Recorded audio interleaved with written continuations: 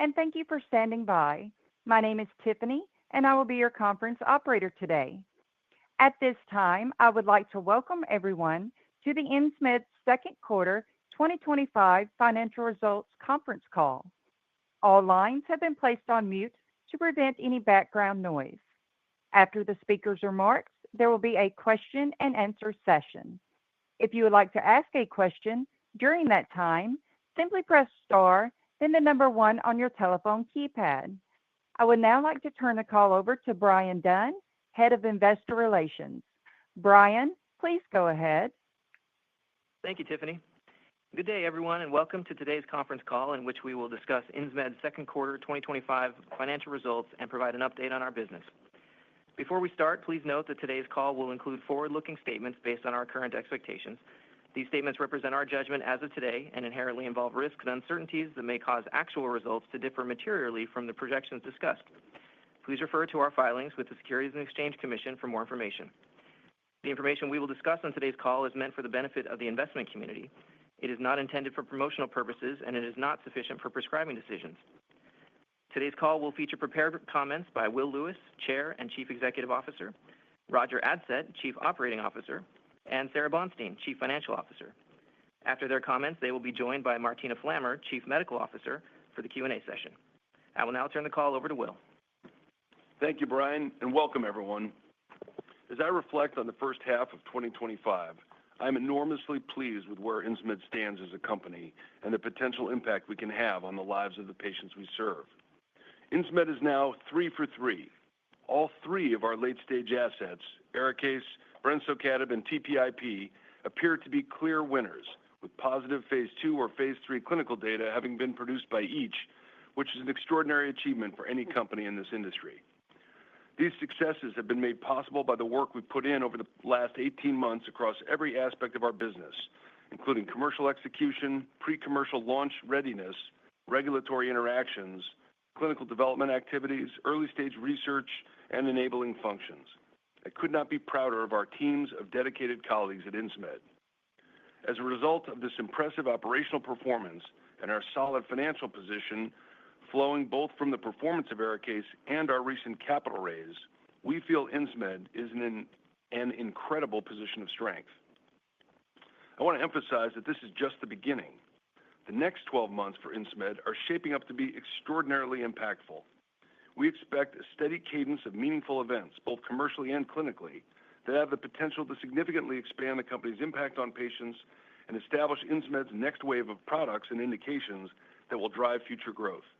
If successful, these catalysts could enable us to address more than 2 million patients with serious diseases across multiple products and indications in the coming years. To summarize the progress Insmed has made and highlight what still lies ahead, I'd like to divide our discussion into two sections: our late-stage portfolio and our early-stage portfolio. Our late-stage portfolio is made up of ARIKAYCE, brensocatib, and TPIP. ARIKAYCE continues to perform in its current indication, demonstrating consistent year-over-year growth in its 7th year of launch. We believe we are on track to achieve our full year 2025 sales guidance, driven by continued growth in the U.S., Europe, and Japan. Our performance to date has been particularly impressive, given that our U.S. sales team has been simultaneously conducting disease state education on bronchiectasis. In the first half of 2026, we anticipate the clinical readout of the phase 3 ENCORE study in patients with newly diagnosed or recurrent MAC lung disease who have not started antibiotics. If ENCORE is successful, as ARISE was, approximately 225,000 additional patients could gain access to ARIKAYCE, driving another leg of growth for the franchise. Moving now to brensocatib, we are days away from potentially launching the first indication for brensocatib in the U.S., representing one of the most anticipated launches in our industry this year. Launches for brensocatib and non-cystic fibrosis bronchiectasis in Europe, the UK, and Japan are expected in 2026. We also expect top-line data from our BIRCH study of brensocatib in patients with CRS without nasal polyps by the end of 2025, and the interim futility analysis for our CEDAR study of brensocatib in patients with hidradenitis suppurativa in the first quarter of 2026. As we've indicated before, if successful, these studies could unlock a massive opportunity for brensocatib to potentially serve other large patient populations with very few treatment options. Lastly, TPIP. We have now produced positive results for TPIP in 2 phase 2 studies. We anticipate entering phase 3 for PH-ILD in 2025 and for PAH in early 2026. We believe TPIP has the potential to become the prostanoid of choice for the treatment of PAH and PH-ILD, pending positive results in these phase 3 programs. Turning now to our early stage portfolio. This portfolio is made up of our gene therapy operation in San Diego, our de-immunized therapeutic protein operation in New Hampshire, our synthetic rescue research efforts in Cambridge, England, and our research work happening in our original labs based in New Jersey. Across all 4 of these operations, we have more than 30 preclinical programs in active development. We have historically highlighted that our preclinical research efforts are expected to stay below 20% of our overall spend, with a goal of producing 1 to 2 new INDs a year on average. To that end, the last several years have produced significant progress. Our San Diego research site, which was acquired 4 years ago, has published encouraging preclinical data in DMD, ALS, and Stargardt disease, with the latter representing the first application of our proprietary RNA end-joining technology. This research site recently initiated its first phase 1 study in patients with DMD, with additional INDs expected in the coming years. Our New Hampshire research site, which has been part of Insmed since early 2021, has produced exciting progress as well, with its AI-based protein de-immunization platform demonstrating promising results in preclinical models, setting up the possibility for de-immunized proteins to potentially address a variety of conditions, initially looking at uricase and IgG protease. Our Cambridge, England site, which we acquired in 2023, continues to make steady progress on identifying targets for its synthetic rescue platform to potentially be employed against some of the world's most difficult to treat diseases, such as ataxia telangiectasia. More recently, they have also advanced a potential treatment in ALS using a different approach from the SOD1 gene therapy being developed by our San Diego team. Finally, our original New Jersey-based research site continues to be a hub of innovation for Insmed. Not only were ARIKAYCE and TPIP produced from these labs, but they have also screened approximately 850 potential next-generation DPP-1 inhibitors and are currently conducting pre-IND work for the first of these molecules that we hope will enter the clinic next year. Consistent with Insmed's core values, a spirit of collaboration and mutual support exists between these sites. They are overseen by a research council, which is comprised of 2 representatives from each location. The council and select members from each of these research sites gather in person twice each year to provide progress updates, offer input, and explore ways to collaborate to potentially accelerate the development process. While there's a lot going on in our early research engine, we will only provide regular updates on the programs that have cleared the IND hurdle. In general, we continue to see meaningful progress across each of our early-stage research platforms and are excited for what is to come. As one example of the progress being made, last month, our first patient with DMD was dosed with INS-1201, our investigational intrathecally delivered gene therapy as part of our phase 1 ASCEND study. Moreover, we anticipate multiple INDs coming from our early-stage research engine over the next year, including our gene therapies for ALS and Stargardt disease, as well as our next generation of DPP-1 inhibitors. In addition to the advancement of our internal research efforts, targeted business development remains a priority. As always, we will aim to advance the best opportunities that are aligned with our strategy of bringing first and best-in-class therapies to patients facing serious diseases. With this architecture in mind, it is my hope that you can appreciate Insmed's significant progress while visualizing the exciting future ahead for both our late-stage and early-stage portfolios. Let's now take a few moments to walk through some updates from our late-stage programs, starting with brensocatib. The U.S. launch of brensocatib in bronchiectasis is arguably the most important catalyst for us to get right in the near term. I'm pleased to report that we have submitted our agreement to the FDA about our label, and from our perspective, we remain on track for a decision on or before the PDUFA target action date next week. Given how close we are to launch, I've asked Roger, our Chief Operating Officer and former Chief Commercial Officer, to share some of his own thoughts on how our launch preparations compare to those he has seen throughout his distinguished career. Let me now turn it over to Roger. Thank you, Will. Good morning, everyone. It's a pleasure to be with you this morning. As I reflect on the resources invested in the preparation for brensocatib's U.S. launch, it's apparent to me that the team is well positioned to execute on this opportunity. A few things in particular stick out to me. First, I've never seen a company prepare its customer-facing organization so far in advance of the launch. As we've shared previously, we had our sales force fully built out, trained, and in the field more than 10 months ahead of time. Many companies wait until approval to deploy these resources or elect to do so only a handful of months in advance.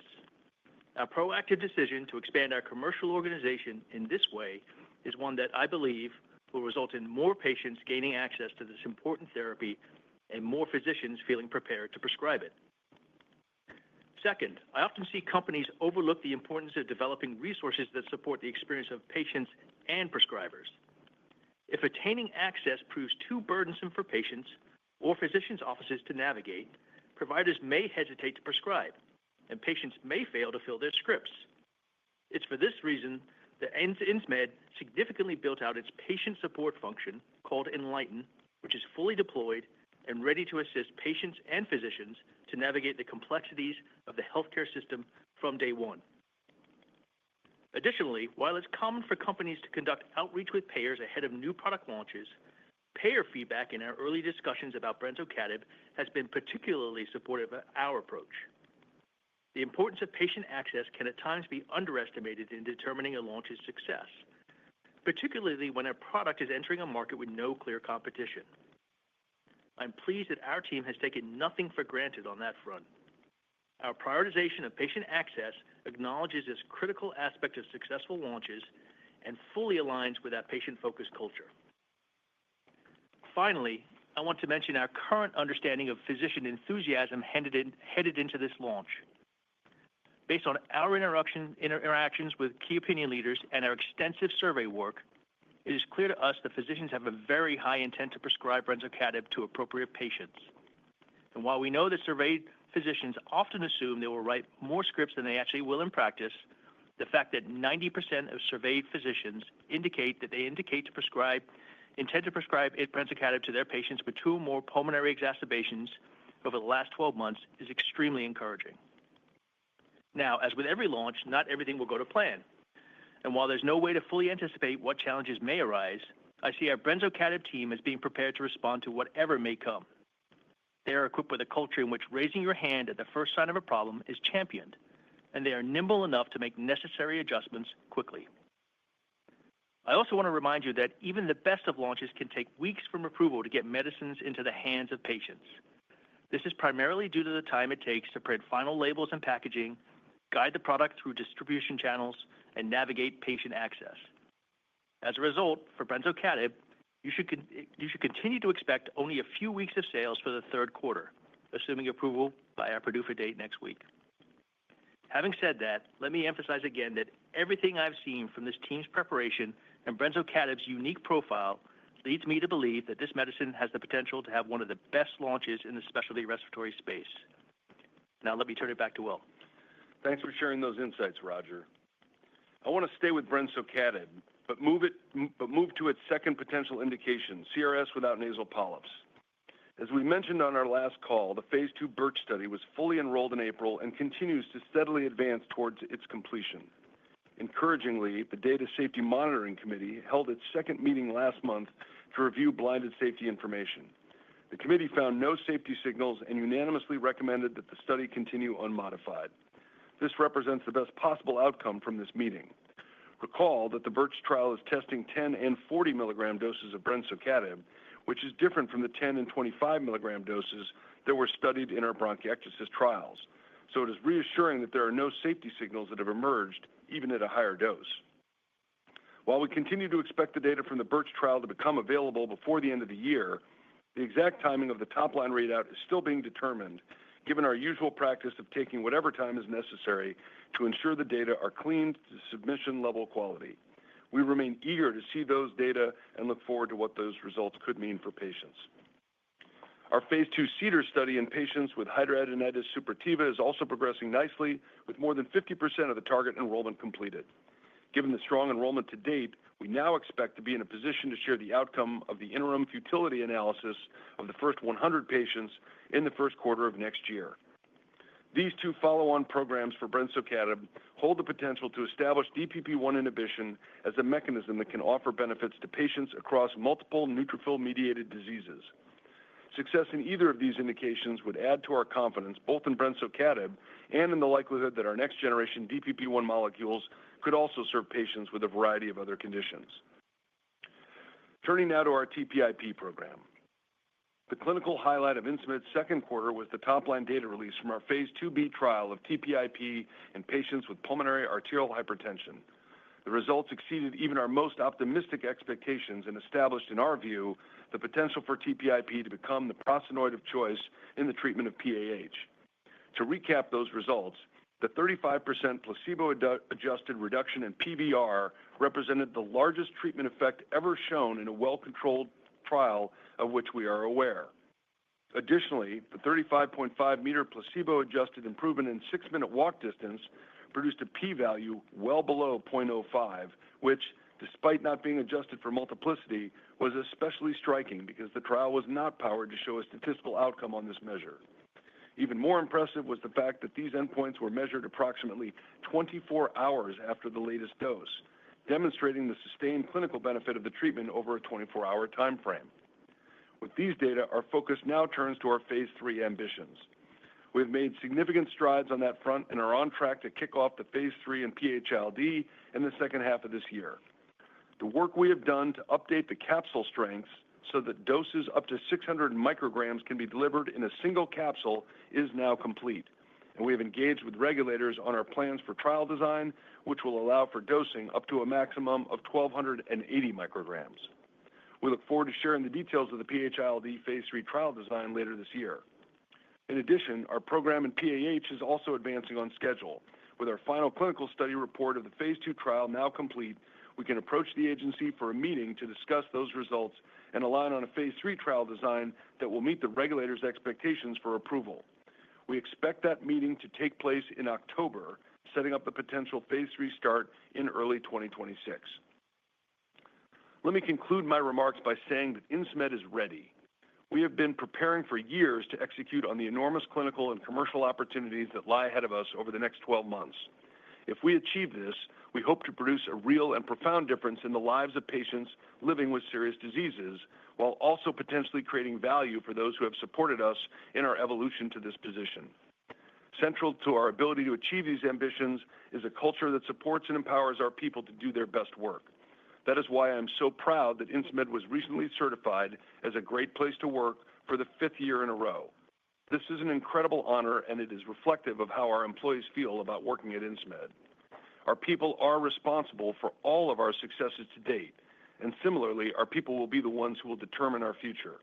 This recognition serves as external validation of what I see internally every day, that the special culture we have built at Insmed is being preserved even as our team expands. As a company, we have never been stronger or more motivated to deliver on our mission. I'll now turn the call over to Sarah. Thank you, Will, and good morning, everyone.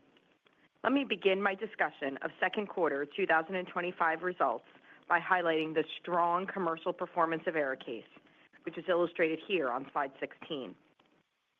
In what may be our final quarter as a single-product company, we were pleased to once again deliver double-digit year-over-year revenue growth globally.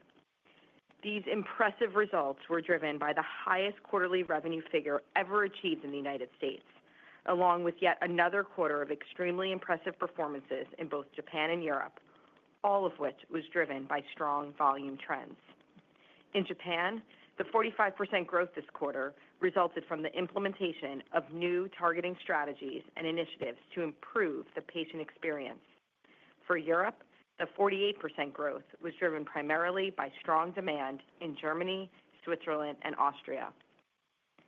Due to the strength of this performance, we remain on track to achieve our 2025 full-year ARIKAYCE net revenue guidance of $405 to $425 million. As a reminder, this guidance range is specific to ARIKAYCE only and does not include any future revenue contributions from brensocatib if approved. On slide 17, you can see our updated cash balance as of the end of the quarter.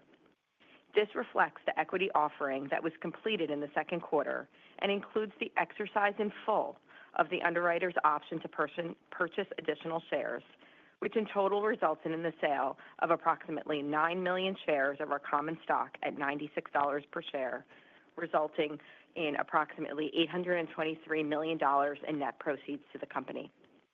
At approximately $1.9 billion in cash, cash equivalents, and marketable securities as of the end of the quarter, we believe we are extremely well capitalized. Excluding option exercises and proceeds from a recent equity offering, our underlying cash burn for the quarter was consistent with the underlying burn levels that we have seen for the past several quarters, which is remarkable given the additional investments we've made in launch preparations over that period. Although we don't guide to cash burn levels, in general, we expect our burn will begin to decrease in the coming quarters as the expected revenue growth from brensocatib's U.S. launch has the potential to more than offset the expected increases in spending. Moving to slide 18, you can see our operating expenses for the quarter. Cost of product revenues in the second quarter of 2025 was $28.1 million, or 26.1% of revenues, which is slightly higher on a percentage basis than our historical performance and reflects the higher proportionate of revenues which came from outside the U.S. this quarter. Additionally, research and development and SG&A expenses increased this quarter compared to the prior year period. This increase was primarily driven by investments supporting our commercial readiness initiatives ahead of the expected U.S. launch of brensocatib, enhancements in our international commercial operations, and continued funding across our early and late-stage pipelines. In closing, I want to comment briefly on where we are positioned financially as a company and what still lies ahead. We have had a remarkable run of clinical successes over the past 18 months that has transformed Insmed and given us one of the most exciting portfolios of commercial and late-stage assets in all of biotech. Over the next 12 months, we anticipate up to 10 additional commercial, clinical, development, and regulatory milestones, which we believe have the potential to create incremental value. With our recent equity financing, we believe we are well positioned to lean in and deliver on each of those catalysts. While we never give guidance on our expected cash runway or timing for achieving profitability for purposes of maintaining financial flexibility, I can say without hesitation that Insmed is in the best financial position in its history. We remain committed to thoughtfully and efficiently deploying our capital to maximize the opportunities ahead of us on behalf of patients. We would now like to open the call to questions. Operator, may we take the first question, please? At this time, if you would like to ask a question, press star, then the number one on your telephone keypad. To withdraw your question, simply press star one again. We kindly ask that you limit yourselves to one question and return to the queue for any follow-ups. We will pause for just a moment to compile the Q&A roster. Your first question comes from the line of Jason Zemansky with Bank of America. Please go ahead. Good morning. Congrats on the progress and really appreciate you taking our question. In conversations with investors of late, there have been some questions over the patient journey, given that NCFB and Brensos is a new indication. So ahead of next week, I was hoping you could provide some color into what you're doing on a practical level to capture patients. Obviously, interest from the stakeholders are a huge positive, but what are some of the mechanics you're doing to practically move a patient onto treatment? What are some of the key systems you put in place, and ultimately, what gives you confidence the team can succeed, again, given the challenges that this is essentially a new market that you're building on your own? Thanks. Yeah, I appreciate the question. I think the first thing to remember is that we've been here before. We did the same exact rollout with ARIKAYCE as the first ever approved product for the treatment of refractory MAC lung disease. And just to remind everybody, because it's a point we like to remember and try to learn from and also celebrate, when we first came out with ARIKAYCE, I think the average estimate for revenue was $40 to $60 million in the first year, and we ended up doing, I think, a little over 130. So triple what most people thought we were going to be able to accomplish. And I think there's always a reticence that taking on a new indication requires more effort, more work, and is more uncertain. But that's why we started as early as we did, and that's why we got our teams out into the field, as Roger mentioned, starting October 1 of last year. So the first answer to your question practically is to get people out into the field to do disease state awareness and to build the relationships that enable physicians to reflect on if there is a new medicine that is approved. They know the patient profile that would respond, and they can have already thought about that. And so I think, we've heard from KOLs and actually community-level physicians that many of them have, if you will, a list of patients that they want to turn to that they think are suitable for this right out of the gate. That information conforms to what we had seen in our research when we went out and sort of sized this market initially, which we've told you is roughly in the U.S. about 500,000 patients that are diagnosed today with bronchiectasis and have an ICD-10 code and all the rest. Of that, roughly half, we think, have had 2 or more exacerbations in the last 12 months. Down to the physician level, we have now profiled every physician in the United States, and we have information on their expected patient numbers, if you will. So I think we have a very good idea of where all these patients are and how to go about gaining access to them. And we've been putting that in place since we kicked off our disease state awareness campaign literally 2 years ago at ATS. More practically, as the patients come in, whether the physician calls them over the phone or needs to see them in person, either way, once that script recommendation and writing takes place, there's an entire front end of the funnel that will grab the patient and make it available to them to join the Enlighten program that Roger made reference to, which is a patient support program that will help guide them through that process in a compliant and appropriate way. And then there's also all the efforts that the specialty pharmacies will be prepared to make. We have, at a tactical level, across the engagement with patients and physicians and the physicians' offices in a very compliant way, support systems available to ensure that this process is what we refer to as a frictionless launch. And it's our hope that we'll be able to deliver on that. So I hope that gives you a little bit more insight, but I would say out of the gate, we feel cautiously optimistic that we are ready to engage with this opportunity. And just one other piece I would just highlight, Jason, is the creation of the COPD Foundation and them creating the 150 care center networks around the United States. And as of last, the first cohort, I believe there was about 33 sites identified to be centers of excellence for both NTM and bronchiectasis. And sort of the next wave is going to be happening and be put into place very soon. So I think that is also another very tangible piece that's going to help on the patient journey side. Got it. So is there optimism you can capture these additional asthma COPD patients as well?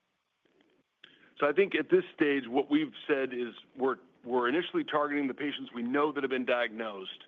As disease state awareness efforts take hold, I think physicians will be asking the question, do I have more patients than I realize? And that's, we like to say that if you have asthma or COPD and you're on max dose available therapy and you're still experiencing exacerbations, that should trigger a question in the physician's mind as to perhaps, there's something more going on with the patient. And with a CT scan, they can get the answer to that question. So we're encouraging that reflection so that physicians, when they think it's appropriate, will follow that path. And that would gain access to those patients who are comorbid with COPD or asthma if those CT scans were to show definitively that they had bronchiectasis and had experienced 2 or more exacerbations in the last year. If that is the patient profile, then they would be what we would expect to be on label if things go as we expect they will next week. And I think that is a big opportunity, right? As I said before, 500,000, half of which are 2 or more exacerbations that are identified right now. Behind that are multiples of that in size of potential patients, and we'll have to see how that unfolds. We'll be tracking that one very carefully. Great. Thanks for the color. Your next question comes from the line of Ritu Baral with TD Cowen. Please go ahead. Hi, guys. Thanks for taking the question. Mine is just a follow-up to the previous question. Will, you used an interesting phrase when you talked about payer feedback. You said that the feedback has been positive on the Insmed approach to these patients, and it sounds like it is, patients who have a CT diagnosis, who have documented 2+ exacerbations. Are there other aspects to that Insmed approach or Insmed profile that you can elaborate on? Like, for instance, do you have an idea at this point about what sort of prior authorizations outside diagnosis or 2 exacerbations might be? But do you think there might be prescriber restrictions or like other diagnostic requirements outside CT to define that appropriate population? And can you also tell us if you plan on providing free drug with launch? Sure. So I'm actually going to ask Roger to address those questions. Yeah, thanks for the question. I think what we anticipate, and Will alluded to this as well, was just a frictionless launch for brensocatib. And so as we think about that is to make the prior authorization process as smooth as possible, as easy as possible for the physicians and the offices that actually usually are the ones who process the paperwork and submit that. And so as we engage with payers, we find some very strong alignment on thinking about the patients who are appropriate for using brensocatib. And so those are the patients with a bronchiectasis diagnosis through a CT scan. Our goal is to have an attestation from the physician that that's the case. That should be, and I think that that's a very reasonable position that payers are also understanding as a reasonable position. And then the 2 or more exacerbations over the past 12 months, because that's the patient population that we studied is in our clinical trials. And so we also think that that's an appropriate patient population. So there's a lot of alignment on that. And so I think that part of the alignment is just this is a first-in-disease product and something that there's some excitement about having a solution for these patients that are continuing to exacerbate. And so it's about aligning on the prior authorization and getting that criteria as smooth as possible. And then the second question was around free product, I think it was. And so we aren't planning to do any sampling of brensocatib at this time, but we are making patient support available. We're helping with co-pays for the commercial patients, et cetera, but no direct sampling to physicians. Great. Thank you. Your next question comes from the line of Andrea Newkirk with Goldman Sachs. Please go ahead. Good morning. Thanks for taking the question. I'm looking forward to next week. Maybe I could ask you here, with respect to TPIP, as you look to a competitor trial in IPF reading out next month, how are you thinking about the potential for treprostinil to demonstrate an antifibrotic effect there? And what could that then imply for TPIP? And if that study were to be positive, can you just speak to how quickly you could move to advance TPIP into an IPF study? Could you move directly to a phase 3, or would some other dose-finding work need to be completed first? Thanks so much. Sure. I'm going to ask Martina to field that. Yeah, thanks for the question, Andrea. So with regards to the study, the Teton study that we anticipate reading out, certainly we will look with great interest to this study if we see positive results or even trends.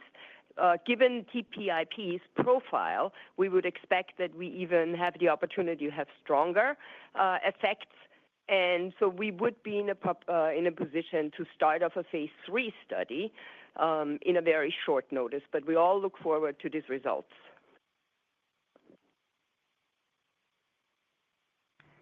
Your next question comes from the line of Jessica Fye with JP Morgan. Please go ahead. Hey guys, good morning. Thanks for taking my question. So we're just around the corner from brensocatib's launch, and I wanted to revisit the analogs you provided a few quarters ago where you looked at first-in-class, best-in-class respiratory launches. I think at the time you said those were analogs that any company would strive to even come close to. So just curious, with all the preparation over the past year plus, can you speak to your confidence in brensocatib achieving a ramp like that? Thank you. Sure. So while we're not providing formal guidance as to what we think we'll end up doing, I do have an ambition that we will, fall within reach of those ranges. That's certainly what I would expect to hope to achieve, and the consequence of that would be what I think everyone would observe as a successful launch. We've done a lot to get ready, but as somebody observed earlier, this is a first-in-disease launch, and so there's always going to be something that goes bump in the night, and that may influence, what we see in terms of performance. It's just impossible at this stage to give any greater clarity or know what the future will hold. One of the things I did as a preparation or grounding exercise is that I spoke to a lot of chief commercial officers at other companies that have been involved in launches recently, and almost to a person, they said that whatever their base case scenario was, their ultimate result was wildly off. So it was either much higher or much lower, and I can tell you where I hope we end up, but certainly we've done the preparation to accomplish that. But I think the key to that is making sure that we keep in mind the patient experience from day one. We want the script to be written for the appropriate patient, of course, and support all that, but we really want the patient pull-through because we know that the drug from the phase 3 trial and the phase 2 trial made patients feel better. And when we saw that data, we were encouraged by that, and we hope that that'll be an experience that they have on the drug, and that will reinforce the launch process. And I think not insubstantial amount of the future performance of the drug will be determined by that experience. So we'll look forward to be watching that carefully as just one example. And just one other thing, just to remind folks of, as we saw with ARIKAYCE and with all products, it takes a couple of weeks from approval to when you actually start booking revenue. So assuming August 12th PDUFA date, it took about a month from approval of ARIKAYCE to when we actually started booking revenue. So just reminder to be mindful of that during projections. But look, our ambition here and our preparation is for this to be a strong launch, and I'll be disappointed if we don't demonstrate that. Thank you. Your next question comes from the line of Joe Schwartz with Leerink Partners. Please go ahead. Great. Thanks very much for taking my question. Since your reads on blended blinded data have been pretty accurate heading into past data sets, I wanted to ask if you could expand on the qualitative statements you've made about the Birch trial showing positive signs before you unblind it. Is there anything in particular that you're seeing in that data which makes you optimistic? And then on a related note, can you talk about what factors are included in your statement that you expect to unblind Birch this year, but reporting the data is dependent on taking whatever time is necessary to achieve submission level quality? Is there anything in particular which could delay that readout? Yeah, so let me take the second question first. There's nothing that we anticipate would delay. It just, people often say, well, the trial, if you're going to have the data by the end of the year, can we then expect it on date X? And all we're trying to frame out here is that there'll be the generation of the top line results, but that process is longer than simply adding the final days. It can take a couple of weeks depending on what is going on and what, frankly, is in the database. But we don't know of anything right now that we would suggest that there be any kind of delay or impediment to that data being available. But we just want to caution people that, we are saying it will be there by the end of the year. We expect that that'll be the case, but depending on how long it takes to sort of clean the database and get it submission ready would dictate when we would ultimately be able to release it. I think your other question was why, what's the confidence in the blended blinded data? I want to be clear. There's not confidence that we see positive outcomes here. You can't determine that from blended blinded data, and you always have to be cautious in looking at it.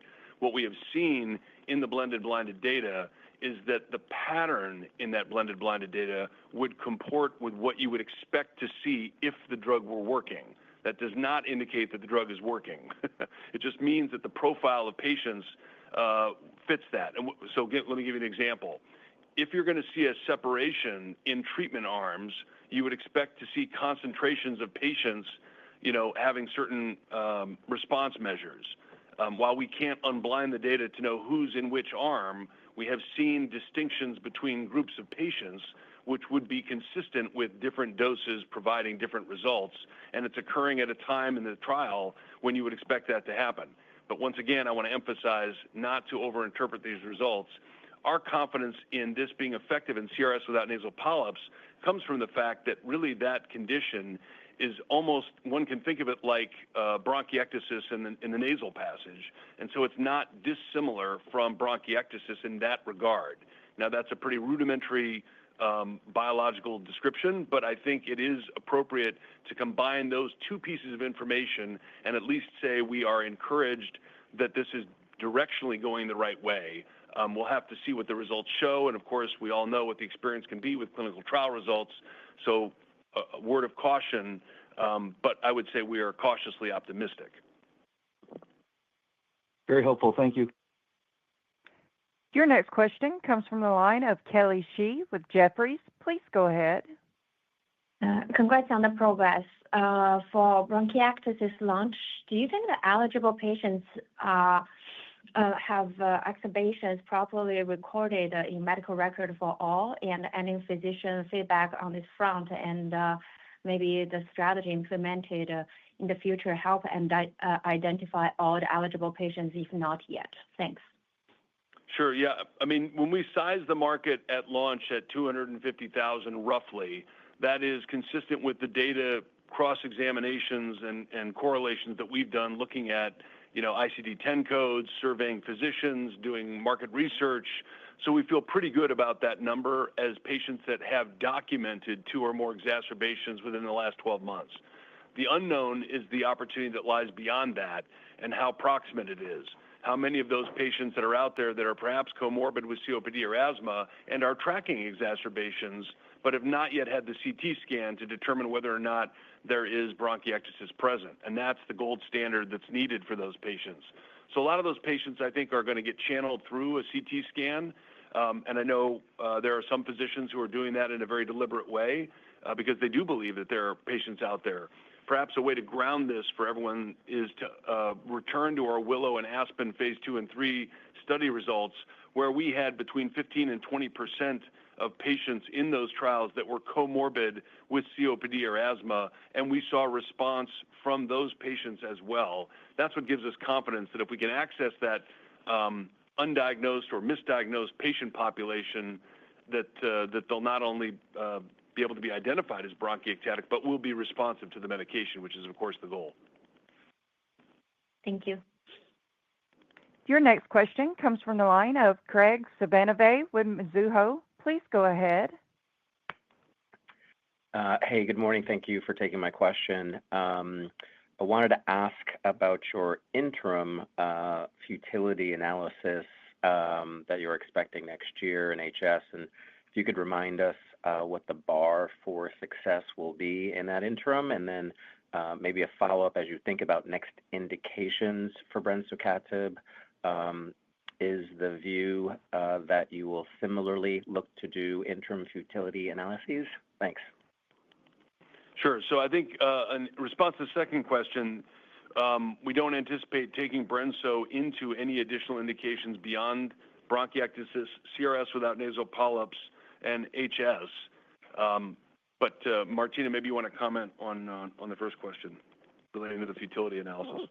Yeah, so the planning a futility analysis based on the first 100 patients. Just as a reminder, this is an analysis that we're looking for a signal of efficacy, not for a p-value. And that will give us the indication is, are we moving forward? Will we reach a level of efficacy that gives us the confidence that this is a good indication? But you shouldn't be looking for a p-value, but a signal of efficacy. And the way that's going to work is they're going to actually unblind the data to an expert third-party group of physicians who will look at the data in an unblinded fashion to see if there's something going on there. To your earlier question, really the intersection of the two questions, in HS, it's less obvious and there are fewer gold standard animal models that can inform whether or not any particular medicine is going to be effective. So we've gone into patients in phase 2, but because of that caution and wanting to make sure we're deploying our capital efficiently, we've done this futility analysis, which won't hit the ultimate p-value. We're not going to take an alpha hit on this by doing this because we won't see the results. It's only the expert panel, and they're going to essentially give us a thumbs up or down. The trial should continue or the trial should be stopped. And that's the information we're going to get in the first quarter of next year.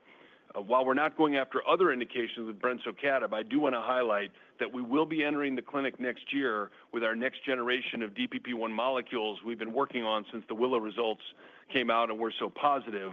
And those will unlock additional indications. We haven't decided what the first one is going to be yet, but we're looking very carefully at things like COPD, like asthma, rheumatoid arthritis, and even IBD. So there's a lot where we can go with this class of molecule. Our confidence will grow with each additional indication that is positive in terms of Brenso data. So, for example, if CRS and HS were to both work, that would be, I think, a stunning revelation from our point of view, and we would really press the pedal down on the next generation of DPP-1s for these other indications, because at that point we believe we would have validated that we're holding something of a biological skeleton key for neutrophil-mediated diseases. Will, if I could just quickly follow up, just so on your next generation DPP-1s, what then would be an ideal TPP for your next DPP? Yeah, fair enough. We'll have to come up with some new shorthand.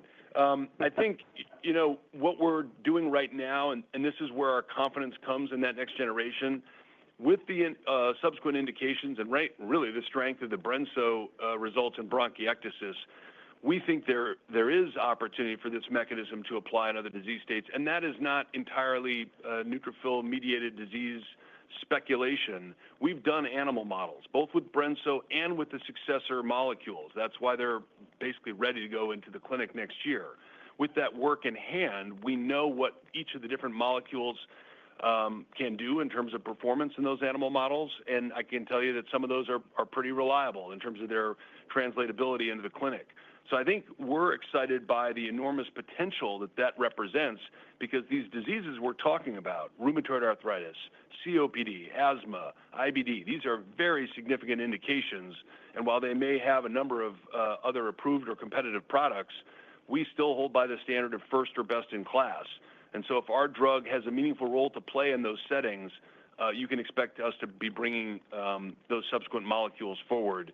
And it's our plan right now that each molecule would have its own dedicated disease it would be targeting, which is somewhat unique and an unintended byproduct of the operation of IRA, where we are constrained down to 9 years to get the return on any investment we make on the molecule.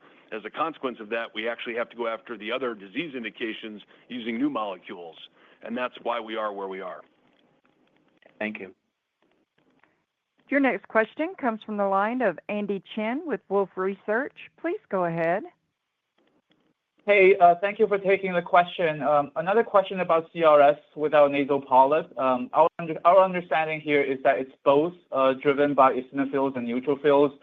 Just wondering, in your understanding of the disease, is it heterogeneous on a population level, as in that there are separate endotypes of different patients driven differently by different cells? Or is it on an individual patient level, as in each patient is heterogeneous and has contribution from both sides? Thank you. It's really interesting. We saw in our ASPEN data that there was not much of a distinction at looking at eosinophil levels up to, I think it was 750. And we had originally stratified the study to accommodate for the potential differential performance in the very phenotypes you're describing, or endotypes you're describing, where it's a mix of eosinophil and neutrophil-driven disease. That is quite, we felt, a revelatory discovery, and it means that we don't have to worry as much about that, at least up to that threshold of eosinophil counts. And those mixed profile patients we expect to be responsive because they were in the ASPEN study. As we look forward, that also does open the door to thinking about CRS with nasal polyps, which may be more eosinophil driven, but where we may also be able to have a beneficial effect. So that's something we're reflecting on. I don't know, Martina, if you want to add anything to that. Yeah, maybe just with regards to the endotypes, you're right, similar like what you've seen now in bronchiectasis. Endotypes are more defined of what is the biologic driver behind it. So is it neutrophils, is it eosinophils? And we don't only look at the two big groups. There are subgroups, and neutrophils play a role in all of the endotypes. There's one endotype that is really more driven or largely driven, that's eosinophilic, but the largest proportion of patients in CRS is driven by a mixed endotype or strongly neutrophil-driven endotype. Thank you. Your next question comes from the line of Vamil Divan with Guggenheim Partners. Please go ahead. Hi, this is Daniel on for Vamil. Thanks for taking our question. Just another one on the already diagnosed bronchiectasis population. So yeah, you described this as being around 500,000 patients, half of which have had 2+ exacerbations in the last year. So can you maybe discuss if there's any variability between doctors and patients on what they define exactly as an exacerbation in their real world practice? I guess kind of getting to the idea that once a drug is available, is it possible that the number of exacerbations that are being identified potentially goes up, or maybe they're being represented right now as there's no really drug available for this indication? Thank you. Yeah, so I think, look, whenever you're talking about a new treatment for a disease that has nothing to treat it, there is a whole cascade of greater awareness that kicks off, and that almost always results in more patients being identified, more of the symptoms that help identify those patients being tracked and being looked for. You're just raising the index of suspicion among physicians and patients, and that's really the key objective of any disease state awareness campaign, is to ask the question, what is causing this set of symptoms that I have? That's also a question that gets engaged with a lot of extra energy now in a world where our drug is approved as we expect next week. That opens the door to an answer to the question of what to do if you have it. Whereas right now, a physician who determines that his patient has exacerbations as a byproduct of bronchiectasis, there's nothing they have to offer them other than some basic airway clearance. So I think this is a dynamic that we're very interested to see how it will play out, because we are aware of that other significant bolus of patients behind the ones we've identified today that could be eligible for treatment. And I think the ability for physicians and patients to recognize those exacerbations and document them lays the groundwork for them becoming patients who would be potentially appropriate and therefore potentially benefit from the medicine if it's approved as we expect next week. I couldn't be more excited about the possibility to make a dent in this disease space. It's important to remember that this disease has been around since the early 19th century when it was first identified, and it has yet to have anything approved to treat it. So I can't overstate, I think, how significant the arrival of this medicine will be if and when it's approved. Your next question comes from the line of Jennifer Kim with Cantor Fitzgerald. Please go ahead.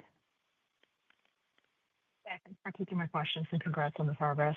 Maybe to touch on market access again, I know you said that a simple attestation seems reasonable in terms of upfront ease of access. I wanted to ask about the reauthorization process and how those conversations have been going. Are there any expectations in terms of requirements on that end? Yeah, so our strategy here, as the first ever approved medicine in disease, we absolutely do not need to contract if we don't want to, in terms of how we're approaching the market access world. We're choosing to do so because our objective with that modest,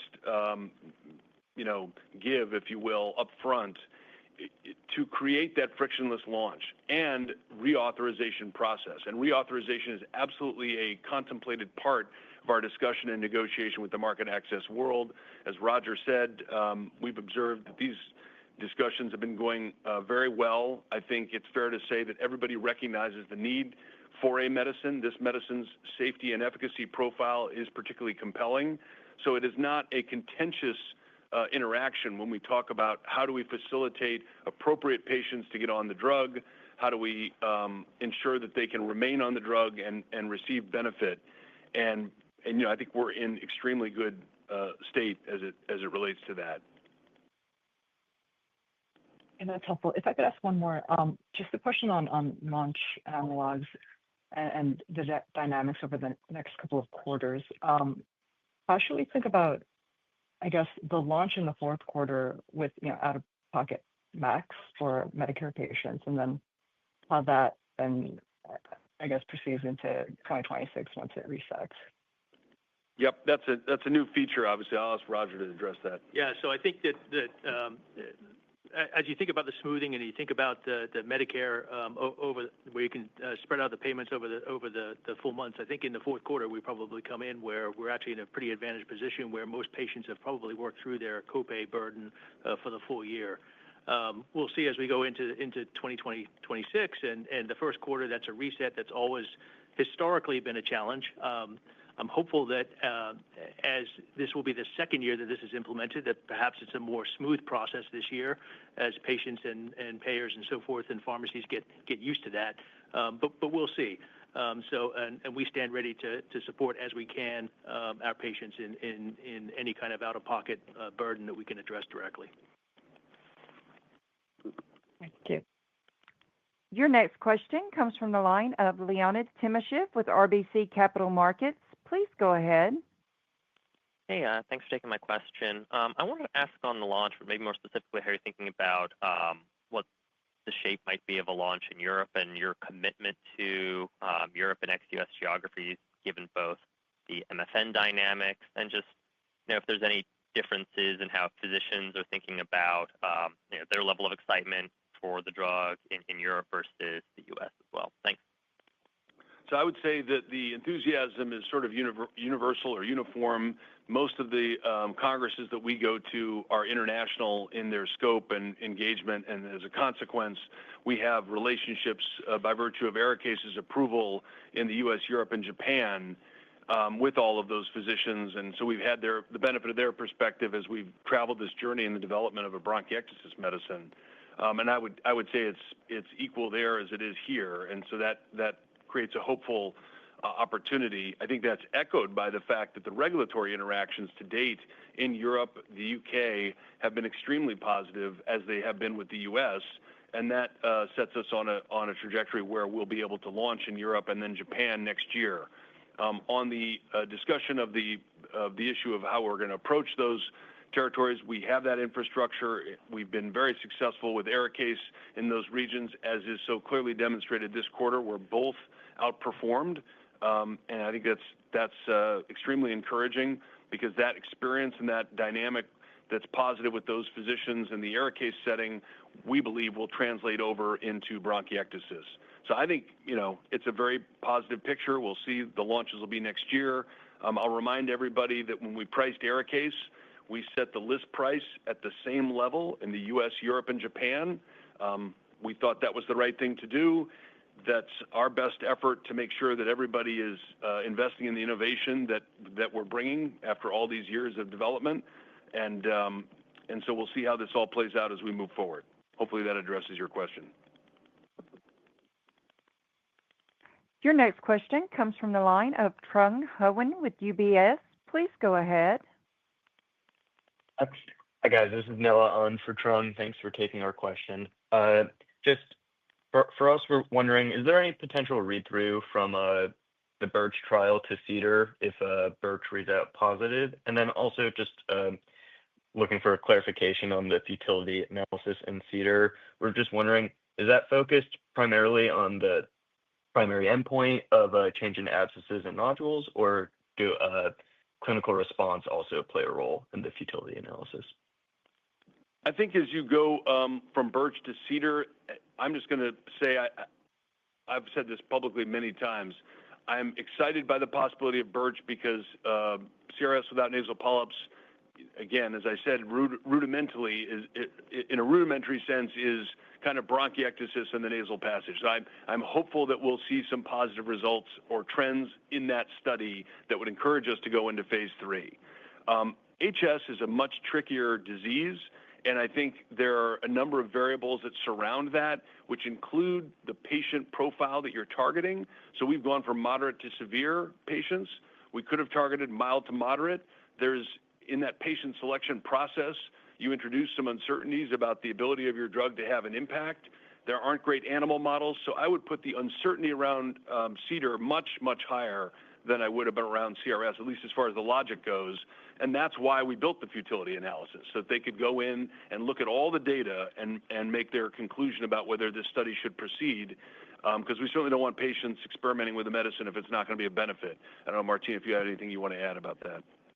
Yeah, and the futility analysis will be focusing on the primary endpoint, so it will be the percentage change of AN nodule count to week 16. And the reason that is the focus, because this is where you see the immediate change as secondary endpoints, and by the end of week 52, that we will also look, of course, at high scores, 50 or high score 75. So, but the interim will focus on the primary endpoint. Your next question comes from the line of Stephen Willey with Stifel. Please go ahead. Yeah, good morning. Thanks for taking the question.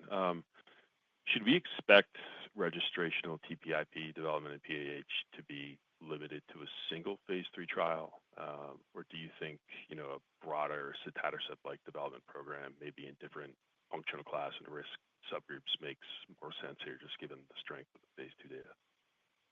Yeah, I think we'll know more once we've had the October meeting with FDA, to be candid. And I think our enthusiasm for this program, as we have dug into the data in the aftermath of the top-line results, I would say has grown and accelerated to the point where, as Martina mentioned a moment ago, the results of the Teton study are going to be something we watch very carefully. We know how sotatercept is perceived and what a positive contribution that is to the disease state. Remind you that can only be operative in PAH, so it doesn't have a role to play in PH-ILD. We're sitting with what we believe to be the best clinical profile based on the phase 2 data for PAH, for PH-ILD, and now possibly for IPF, depending on how the Teton study reads out. With that set of opportunities, we would then obviously pursue our own data in IPF, but that's a really significant profile to be in possession of. And so I think we're going to move aggressively after every opportunity. I don't know if, Martina, you want to comment on any of the approaches that sotatercept has taken in our approach to that. Yeah, so I think we have to have the discussions with the agency on the number of trials, or also how trial designs will look like. We will, of course, take into account that sotatercept is on the market and how we will design the trial reflecting sotatercept. At this point, we can't speculate of what will be the effect size on top of it, but we know that with the phase 2 data, the profile, both on the efficacy and on the safety, is the strongest one that we think in the prostanoid group. So we have very strong confidence level on TPIP, and then we'll see what, on top of it, sotatercept, how that would look like. We are also able, and you've seen this in the phase 2 study, to reach higher doses and therefore have the opportunity to deliver significant efficacy impact. That may sometimes be an opportunity to also go to lower doses on sotatercept, which is a very good drug, but you always look at it in context of what is your overall benefit risk, what is your safety profile. So I think that remains to be seen, but we will design the trial to make sure we can answer these questions. All right, thanks. Your next question comes from the line of Maxwell Skor with Morgan Stanley. Please go ahead. Great. Thank you for squeezing me in, and congrats on dosing the first DMD patient in the ASCEND trial. I was just hoping you could share any early operational clinical insights into that experience, and how does your intrathecal delivery differentiate 1201 from other gene therapy approaches in DMD? Thank you. So I will just say, so far, so good. Caution is the watchword around anything to do with gene therapy these days. And we have, I would say, a belt and suspenders approach to each and every patient that we are bringing into this. It must be enormously unsettling for parents with kids who suffer from this disease to have experienced what has gone on recently in this space. We set out 4 years ago when we bought Modus to give support to Brian's vision that an intrathecal delivery route would improve safety and efficacy.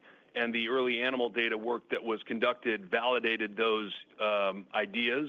I think We're anxious to see what the human data obviously will show, but we're going to be going very cautiously and slowly given the experience. Recall that part of the reason for intrathecal delivery as an exciting innovation is you don't have that first pass liver effect. And the consequence of that is you can dose less virus to the patient, and notwithstanding all of that, the transduction efficiency that we saw in muscle and even cardiac tissue was remarkable. And so it is for those reasons that we think a lower dose, greater efficacy, potentially greater safety may be the profile of this treatment when all is said and done. Great, thank you. Oh, I want to make one other comment. Actually, Martina, do you want to address that one other issue that we want to make sure people are aware of that is distinct and important for us versus others in the gene therapy space in DMD? Yeah, one of the advantages right now in the IT delivery that we have is we do not have weight-based dosing in our study, and I think that is a different approach also.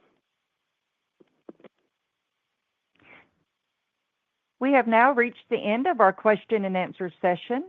Ladies and gentlemen, this concludes today's call. Thank you all for joining. You may now disconnect.